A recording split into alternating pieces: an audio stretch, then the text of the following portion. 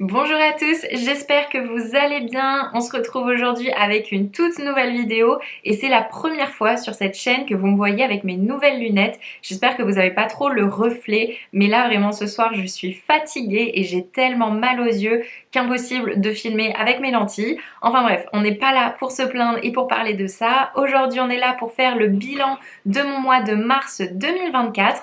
De mon côté, franchement, j'ai pas eu d'énormes dépenses imprévues pour une fois et ça fait vraiment du bien. C'était un mois qui était quand même très long avec 5 week-ends. Bon, vous savez que j'ai été payée en décalé, donc au final les 5 week-ends, je les ai pas trop subis. Mais bon, j'espère que pour vous, de votre côté, ça a été. Vous allez voir qu'au niveau de mes investissements, j'ai réparti les choses un petit peu différemment. Comme je vous ai dit dans ma dernière vidéo, que je vous mets juste ici, mon plan d'action pour m'acheter ma future maison.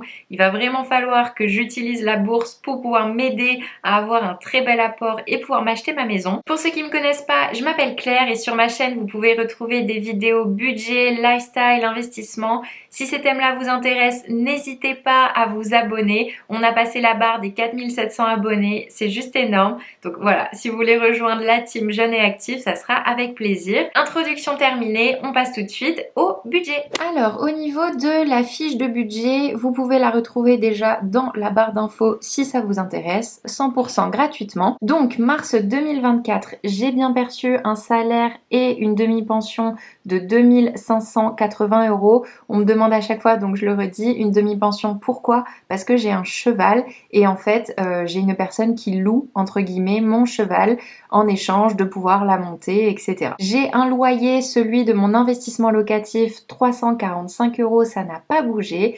Et du coup, un total de revenus à 2925 €. Au niveau des crédits, j'ai un crédit immobilier sur mon investissement locatif à 436,5. Restez bien jusqu'à la fin de la vidéo, vous allez voir où est-ce que j'en suis au niveau de mon investissement locatif. Ce qui me fait un total en A moins B, donc revenu moins crédit, à 2488,5 €. Au niveau des charges fixes, j'ai donc la pension de Rubé, ma jument, je pensais en avoir pour 275 €, j'en ai finalement eu pour 260 €. Mon loyer à 387,5 €, téléphone plus box internet 25 €, Netflix 13,50 €, électricité 37 €. Ça, c'est divisé en deux, en fait, parce qu'on vit ensemble avec Quentin, mon conjoint, encore une fois, pour ceux qui ne le savent pas.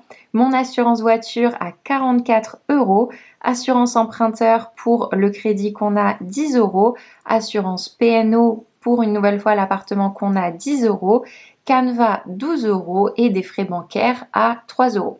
Ce qui fait un total de charges fixes à 802 €. Donc, je vous l'avais dit, j'ai fait un petit récap ici en fait de combien ça représente en pourcentage de mon budget. Donc, au niveau des charges fixes, j'en ai pour 42,34%. Donc, vous voyez que la méthode du 50-30-20 est relativement respectée au niveau des charges fixes. Ensuite, au niveau des charges variables, l'alimentation, j'en ai bien eu pour 250 € ce mois-ci. J'ai testé les box HelloFresh. Voilà, je me suis fait un petit kiff, j'avoue. C'est quand même assez cher, hein, on va pas se mentir. Si on fait des pâtes et du jambon, ça revient beaucoup moins cher. Mais j'avais trop envie de tester et franchement, je ne suis absolument pas déçue. J'adore HelloFresh, c'est absolument pas une sponsor, hein, qu'on se le dise. J'ai payé ma box, etc. Et en fait, j'adore le fait de... Il n'y a pas la question de qu'est-ce qu'on mange ce soir. Vraiment, on reçoit tout dans un petit pochon. Alors, il y a des recettes qui sont un peu longues à cuisiner. Il y en a d'autres qui sont hyper rapides. Mais j'adore parce que vraiment, ça me fait découvrir de nouvelles saveurs, de nouveaux goûts et tout. Genre, la dernière fois, on a fait un burger avec une sauce thaï. À quel moment j'aurais pensé à faire un burger avec une sauce thaï? Absolument jamais. Donc ouais, j'aime trop. Je pense pas le faire toutes les semaines parce que vraiment ça a un coût. Notamment là, j'avais un code promo donc ça coûtait un petit peu moins cher. Mais peut-être une fois toutes les 2 semaines. Alors encore une fois, c'est pas sponsor, mais si ça vous intéresse, vu que j'ai testé la box, j'ai un petit code. Donc voilà, si jamais vous voulez. Au niveau de l'essence, j'en ai eu pour plus cher que prévu. J'en ai eu pour 200 € ce mois-ci. Tout simplement parce que les pneus de ma voiture étaient un petit peu dégonflés et j'ai un petit peu plus consommé. Ça m'énerve, j'avais juste à aller gonfler les pneus, mais j'ai fait énormément d'allers-retours, notamment liés à la course d'orientation. Je pensais pouvoir faire du covoiturage, au final j'ai pas pu faire de covoiturage. 200 € d'essence et de péage, je précise, il y a un tout petit peu de péage dedans, mais ça fait cher, vraiment ça me saoule. Bon, sur avril, j'en aurai moins étant donné que déjà pendant 2 semaines je suis pas là, mais ça m'enquiquine. Au niveau des charges de copropriété, pas de mauvaise surprise, ça fait plaisir. 25 €, c'est divisé en deux avec Quentin. Et au niveau de la gestionnaire et de la garantie des loyers impayés, 25 €, là aussi c'est divisé en deux avec Quentin. Au niveau de la taxe foncière, comme vous le savez, j'ai du coup maintenant une enveloppe Lydia. Je vais tout de suite vous la montrer. Du coup, à l'heure actuelle, on est à 240 € de mis de côté sur cette enveloppe pour payer la taxe foncière. Pourquoi je fais cette enveloppe? Parce que j'ai acheté l'appartement l'année dernière et du coup, j'ai pas encore la mensualisation de la taxe foncière de l'appartement. Du coup, on met vraiment de côté parce que sinon, en fin d'année, sortir 800 € d'un coup, ça va être compliqué. C'est une très très grosse estimation à voir ce que ça va vraiment être.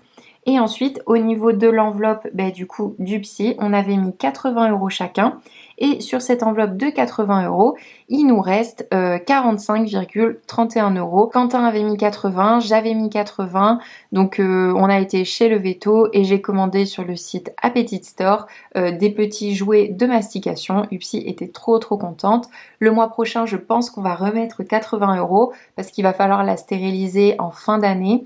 Et aussi parce que le mois prochain, il faut racheter des croquettes. Donc voilà, vous allez voir ce que j'achète pour mon chien. Mais en tout cas, je vous recommande le site Appetit Store. C'est des jouets de mastication et ils durent longtemps. C'est vrai qu'on lui a acheté des trucs qui duraient 2 minutes 30. J'avoue que j'étais un petit peu dégoûtée de dépenser à chaque fois 3 € pour 2 minutes 30. Là, elle a toujours pas fini de jouer avec ses trucs de mastication. Donc trop contente. Par contre, ma maison est devenue absolument dégueu. J'ai des oreilles de cochon, des pattes de poulet, des sabots de veau. Ça me dégoûte, mais elle vit sa meilleure vie, donc je suis contente pour elle. Au final, au niveau des charges variables, j'en ai eu donc pour 620 €. Donc là aussi, j'ai fait un petit pourcentage. Mes charges variables ont représenté 21,19%. Donc là, c'est uniquement les charges variables, ça prend pas en compte les enveloppes, etc. Je veux suivre un petit peu les charges variables, notamment au niveau de mon essence et l'arrivée du psy, où j'espère que ça va pas complètement faire exploser mon budget. Du coup, si on enlève charge fixe plus charge variable, il me reste 1666,5 €. Et au niveau de l'épargne et investissement, comme je vous le disais au début de la vidéo, j'ai un petit peu tout bougé. Au final, j'ai pas remis pour un futur investissement locatif. Ça, je vous l'ai dit du coup dans ma vidéo comment je compte acheter ma résidence principale. Et j'ai finalement mis 290 € entre mon PEA et mon compte titre ordinaire. Et je vais tout de suite vous montrer ce que ça donne à l'heure actuelle. Du coup, au niveau de mon PEA, je suis 100% positionnée sur du S&P 500 et vous voyez que je suis en positif. Je suis très contente. Si jamais vous voulez ouvrir votre PEA avec Boursorama, n'hésitez pas. Là aussi, j'ai un code de parrainage dans la barre d'infos. Et si vous voulez en savoir un petit peu plus sur les investissements en bourse et tout, je vous ai fait une vidéo. Mais c'est vrai que je suis très contente. Plus 36 €, 7% de gain, de rentabilité. Bon, ça, je peux pas y toucher pendant 5 ans et c'est avant les 17,2% de prélèvements sociaux. Mais je suis trop contente, je gagne des sous avec la bourse, c'est trop bien. Et ensuite, au niveau de mon compte titre ordinaire, je suis à plus 38,44 €, 787 € d'investis. Tout simplement, ce mois-ci, j'ai mis du coup dans Novo Nordisk. Vous voyez, je suis en baisse. Par contre, je gagne pas mal avec LVMH. Donc ça, c'est plutôt cool. Au niveau de la crypto, j'ai préféré rien mettre ce mois-ci parce que le Bitcoin, je trouve qu'il est à des sommes records. Et je pense très honnêtement que le marché va s'effondrer d'ici quelques temps. Donc dès que le marché redeviendra normal et s'effondrera, je remettrai des sous dedans à coût de 20 €, pas beaucoup d'argent. Mais c'est vrai que moi aussi, j'ai envie de récupérer ma part du gâteau dans la crypto. Maintenant que épargne investissement c'est clôturé, on va pouvoir passer au bilan de mes enveloppes. Alors dans mon enveloppe Noël, j'avais prévu de mettre 50 € et je n'y ai pas touché. Du coup, à l'heure actuelle, j'ai bien 150 € dans mon enveloppe Noël. On est fin mars, déjà 150 €. Je suis juste trop contente. J'adore le système des enveloppes, vraiment. C'est un truc de malade. Ensuite, au niveau de ma voiture, j'avais prévu de mettre 100 €. Et là aussi, j'ai bien mis les 100 € et je n'y ai pas touché. Ce qui fait que j'ai 450 € dans mon enveloppe voiture. Franchement, je suis trop contente. Bon, très clairement, au mois d'avril de l'année prochaine, je pense que je vais devoir changer de voiture. Je sais pas encore comment je vais faire, comment ça va se passer. Bon, dans tous les cas, là, j'ai 450 € pour payer des réparations.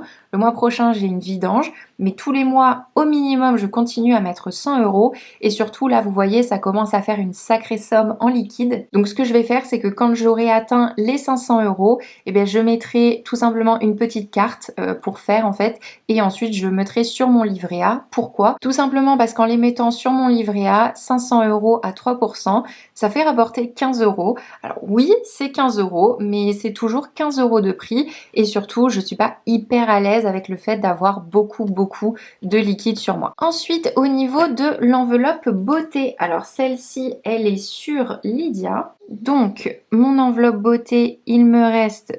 Tic, elle est où? Elle est là. Il me reste 6 €. Au niveau de mon enveloppe vêtements, j'avais prévu 50 €, il me reste 6,31 €. J'ai fait une petite commande Naked pour avoir des habits pour la Réunion. Au niveau de l'enveloppe voyage, alors là-dessus, je ne l'ai pas mis comme si je l'avais épargné, tout simplement parce qu'on a réservé un hôtel pour une nuit à la Réunion. Je sais pas trop comment je vais vous présenter d'ailleurs mon voyage à la Réunion. Je sais pas trop si je vais vlogger, si je vous ferai juste un retour de voyage avec toutes les adresses où on a été, peut-être en 2 parties, parce que c'est vrai que vlogger tous les jours, je suis pas sûre de pouvoir le faire et que ça ait un grand intérêt sur cette chaîne. Mais par contre, vous faire un budget global de combien m'a coûté mon voyage à la Réunion, etc. Ça, je pense que ça peut être pas mal. N'hésitez pas à me dire dans les commentaires, parce qu'il va falloir préparer tout ça, parce qu'on part très bientôt. Ensuite, au niveau de l'enveloppe santé, j'avais prévu de mettre 20 € et c'est ce que j'ai fait. J'ai donc actuellement 40 € dans mon enveloppe santé. Petit à petit, elle va revenir, elle va se refaire une seconde jeunesse, cette enveloppe. Au niveau du loisir, alors là j'ai complètement craqué mon slip. J'avais prévu 20 €, au final j'ai dépensé 100 €. J'ai dépensé les 20 € en liquide. C'est quand on a été à Poitiers pour la course d'orientation avec Quentin pour payer les différents repas, etc. D'ailleurs ce week-end-là, en 3 repas, on a mangé 3 fast-food. Super, très diététique. Je vous dis même pas dans quel état j'étais quand je suis rentrée. J'avais limite des boutons et tout. Enfin, vraiment, quand je mange trop gras trop longtemps, mon corps il me dit juste Claire, arrête tes bêtises. Et ensuite, j'ai un petit peu craqué. On se fait un petit peu plaisir avec Quentin. Donc voilà, mon enveloppe loisir, elle a un petit peu explosé ce mois-ci. Au niveau du téléphone, j'avais prévu 30 € et ceux-ci, par contre, ils sont bien épargnés. Du coup, ça fait que je commence là aussi à avoir un sacré paquet de billets dans mon enveloppe téléphone et au final 450 €. Donc là, pareil, dès que j'atteindrai les 500 €, je mettrai une petite carte virtuelle. Et au niveau du téléphone, je ne sais pas encore quelle limite je vais me fixer, mais dans tous les cas, je compte pas m'acheter un iPhone 15 neuf à 1500 €. Donc à un moment, on va se limiter. J'achèterai un téléphone portable d'occasion. Mais c'est vrai que c'est hyper rassurant de savoir que voilà, si je casse mon téléphone, j'ai 450 € de côté. Ensuite, au niveau de l'enveloppe anniversaire, eh bien écoutez, je n'ai pas eu d'anniversaire ce mois-ci. Du coup, j'ai encore mes petits, enveloppe anniversaire, mes 60 €. Franchement, du coup, le prochain qui aura un anniversaire, mais là, je vais l'aborder très sereinement. Vous savez, quand on vous met dans des groupes pour faire des cagnottes où, tout le monde est 40 €, vous êtes là, 40 €, j'avais prévu de mettre 20 €, un petit peu compliqué. Ben là, au moins, je peux payer quelques anniversaires. Maintenant, non plus qu'à me faire des amis pour pouvoir fêter des anniversaires, mais ça, c'est un autre débat. Ensuite, au niveau de l'enveloppe sport cheval, alors, j'ai un petit peu cracouillé, je me suis acheté des nouveaux étriers. C'est une copine des écuries qui m'a vendu ces étriers, les trucs qu'on met sur la selle. Donc du coup, j'ai eu 50 € de plus et le reste des 100 €, il me fallait du matériel de sport, notamment pour la course à pied, etc. Mes brassières, très clairement, étaient mortes. Mes t-shirts datent d'il y a 8 ans. Je vous dis pas, ça pue un peu le phoque. Désolée, je suis très nature peinture dans cette vidéo, comme vous pouvez le voir. Je suis désolée. Mais du coup, voilà, je me suis racheté quelques habits de sport. J'en ai eu pour 150 € au lieu de 100 €. Et ensuite, au niveau du divers, j'en ai eu environ pour 56,5 €, étant donné qu'à l'heure actuelle, il me reste 50 € sur mon compte. Donc 726,5 € dans les enveloppes Et au niveau de l'épargne, alors ce que j'ai fait, c'est que j'ai additionné mon épargne investissement et tout ce que j'avais réussi à épargner au niveau de mes enveloppes et ça me fait un taux d'épargne à 17,77%. Et là, vous voyez que je respecte pas le 50-30-20, donc vraiment à moi de me ressaisir. C'est soit parce que je mets pas assez de côté ici, soit parce que je mets pas assez de côté dans mes enveloppes, mais il va falloir agir parce qu'il est hors de question que j'arrive pas à 20%, sachant que mes revenus ont vraiment augmenté ces derniers temps. Donc il va falloir qu'on trouve des solutions. Pour terminer ce bilan du mois de mars, je vous mets juste ici le bilan de mon investissement locatif. Je prends mon ordi pour pouvoir vous le commenter. Donc vous voyez qu'au niveau du remboursement de mon crédit, on a presque, ça y est, non, on a remboursé 4000 €. Yes, on est content. Ensuite, par contre, au niveau du coût total de l'appartement, il reste encore assez élevé. À l'heure actuelle, on a sorti de notre poche 139 000 €. Donc vous voyez que c'est quand même une certaine somme, sachant qu'on a payé l'appartement 185 000 €. À l'heure actuelle, si on le revendait 185 000 €, on perdrait beaucoup d'argent, mais bon, c'est pas le but. Et au niveau du patrimoine net, à l'heure actuelle, on est à 6 683 € de patrimoine net entre Quentin et moi. Donc je détiens à peu près 3 300 € de patrimoine net au niveau de l'immobilier. Écoutez, c'est tout pour cette vidéo. J'espère vraiment qu'elle vous a plu. Si c'est le cas, n'hésitez pas à mettre un petit pouce bleu pour aider au référencement de la chaîne. Et aussi, j'aimerais avoir votre petit avis, si c'est possible de mettre dans les commentaires, si vous aussi, vous commencez un petit peu comme moi, maintenant que vous avez réussi à établir votre budget, etc., à commencer les investissements, ou alors si vous en êtes plutôt au début de faire votre budget et donc de comprendre comment fonctionne l'argent, comment fonctionne un budget, etc. Je serais hyper curieuse en fait de savoir où est-ce que vous en êtes au niveau de votre épargne, de votre argent, etc. pour voir un petit peu plus qui me suit au quotidien, pour aussi pouvoir adapter au mieux mes vidéos et pouvoir vous conseiller au mieux. On se retrouve du coup mercredi pour faire le remplissage de mes enveloppes d'avril et la définition de mon budget. Et en attendant, je vous souhaite une très très bonne journée, un très bon lundi de Pâques et je vous dis à la prochaine pour une toute nouvelle vidéo. Salut!